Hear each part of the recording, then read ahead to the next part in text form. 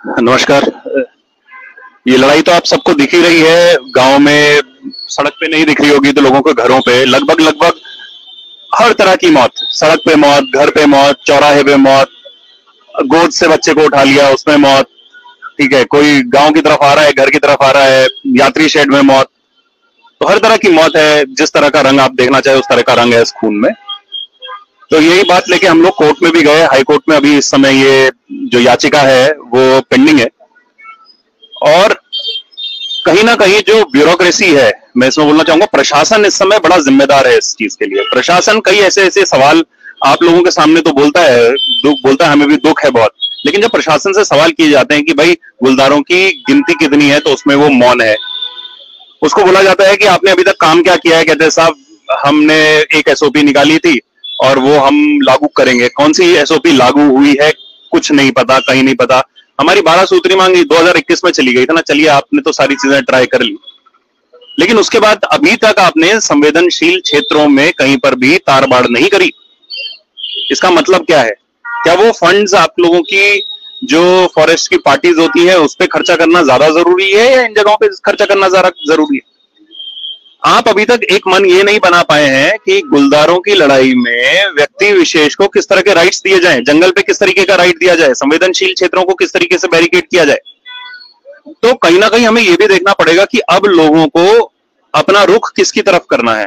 कहीं ना कहीं ब्यूरोक्रेसी से सवाल करने पड़ेंगे, और जो ब्यूरोक्रेट इस तरीके का जवाब नहीं दे पाता है या 6 महीने 7 महीने के अंदर तार बाड़ नहीं करवा पा रहा है, तो उसको सरकार से बात करनी पड़ेगी कि उसको हटाएं। अगर नहीं हटा पा रहे हैं तो इसका मतलब कहीं ना कहीं तो फेलियर है। वो फेलियर हमें अपनी मौत से चुकाना पड़ रहा है। ये बड़ी बात है। हर फेलियर में दूसरा आपको ऑप्शन मिल जाता है, दूसरी अपॉर्चुनिटी मिल जाती है। यहां पे फेलियर के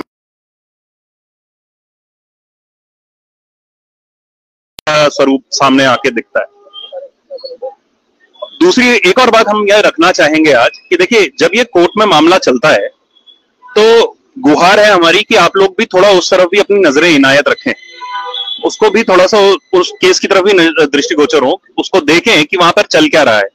इससे होता ज्यादा कुछ नहीं है, लेकिन सरकार को भी ये पता चलता है कि भाई कितने लोग इफेक्टेड हैं, कोर्ट को पता चलता है कितने लोग इफेक्टेड हैं।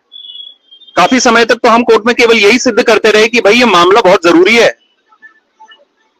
करीब 1 साल तक हम यही सिद्ध करते रहे कागजों में कि ये बहुत ही ज्यादा अर्जेंट इशू है, क्योंकि कागज में तो आपको दिखाना पड़ेगा। अब कंप्लेन्स नहीं होती। गांव में एक डेयरी में अगर बाघ ने जानवर मार दिया, मैं कहता हूं आप उसे पूरा पैसा भी दे दे, क्या आपको लगता है कि वो वापस उसमें डेयरी लगाएगा? क्या आपको लगता है कि वो गाय बछड़ी जो है वो 2 दिन में, 1 महीने में, 2 महीने में दूध देने लग जाएगी? नहीं ना। तो उसको तो फिर से वापस पूरा का पूरा अपना चक्र चलाना है। उससे बढ़िया वो देहरादून में आ रहा है, दुकान खोल रहा है, किराए पे दुकान खोल रहा है, एक 2x2 की दुकान के अंदर बैठा हुआ है, पान लगा रहा है, सिगरेट बेच रहा है। उसके पास ऑप्शन क्या है? क्योंकि हम लोगों ने उसके साथ उस समय नहीं दिया, उसकी बात उस समय नहीं सुनी, हमारी बात हमारा प्रशासन वहां पे नहीं सुन रहा है।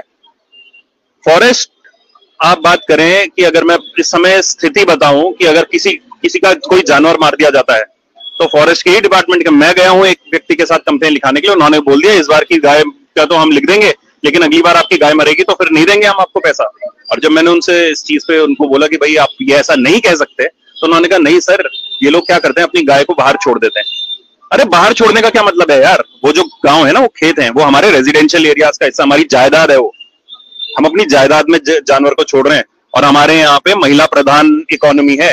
तो आप चाहते हैं कि वो जो माँ वहां से हमारी गाय को भी छोड़ रही है, वो फिर बच्चे को तैयार करने भी ना जाए, खाना भी ना पकाए, वो गाय के पीछे पीछे ही रहे, और आदमी जाए बाहर से खाना खा के आए। ये चाह रहे हैं भाई, जो इकोनॉमी हमारे हिसाब से चलती थी, जो हमारी ग्रामीण इकोनॉमी चलती थी, वो उसी हिसाब से चलेगी। आपका जानवर हमारे बीच में आया है क्योंकि आप उसे प्रोटेक्शन दे रहे हैं, तो आपका ध्येय बनता है कि आपका जानवर मेरे रेजिडेंशियल एरिया में, मेरी जायदाद में ना घूमे।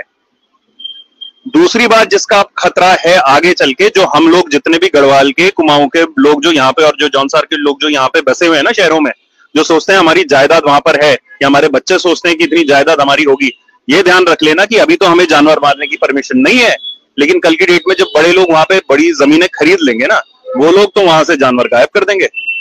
उसके पास पैसा है, गरीब नहीं मार पा रहा ना, फॉरेस्ट को दूसरा तो पैसा दे देगा। तो क्या हम उस दिन का इंतजार कर रहे हैं कि जिस दिन हमारी जो जायदादें हैं वो कोई बड़ा होटल आया आए, वो होटल्स वहां पे खरीद ले? हो तो रहा ही है भाई, रानी खेत के पास में बन गए हैं, आपका लेंसडाउन से आगे पूरी जमीन बिक रही है, गैरसैंड में आपकी जमीन बिक गई है, ऋषिकेश से ऊपर आपकी बिक गई है, हो रहा है ना, बड़ी बड़ी जमीनें तो खरीद रहे हैं। तो यही होगा, आप लोग तो इसलिए वहां से छोड़ के जाएंगे क्योंकि वहां पे डर है। हमारे जैसा आदमी जो कि 30,000 40,000, मैं कहता हूं 1 लाख 2 लाख रुपए भी महीना कमाता है, उसके लिए बड़ा खतरनाक है कि वो वहां पे प्रोटेक्शन कैसे करे, क्योंकि आप वो ब्राइब नहीं दे पाएंगे। हमको ये तय करना है कि क्या हम आपस में जुड़कर कोर्ट में जो प्रणाली चल रही है उसके ऊपर भी नजर रखें, ये देखें कि किस तरीके से हम अपनी बात कोर्ट तक पहुंचाए, माननीय न्यायालय तक पहुंचाए कि हम लोग कितने पेन में हैं। जितने से ज्यादा जिसको भी छुट्टी मिलती है, जो भी रिटायर्ड है, जाए, अगली डेट्स हम आप लोगों के पास पहुंचाते रहेंगे। नवानी जी के तहत पहुंच जाएगी, सुधीर सुरजेवाला जी के तहत पहुंच जाएगी, मेरी तहत पहुंच जाएगी आप लोगों के पास में वो डेट्स। आप कोशिश करें कि वहां पे कुछ कुछ लोग जाएं, देखें, कम से कम कोर्ट में पता तो चलेगा कि हमारा पेन क्या है। And last and not but not the least जिसे बोला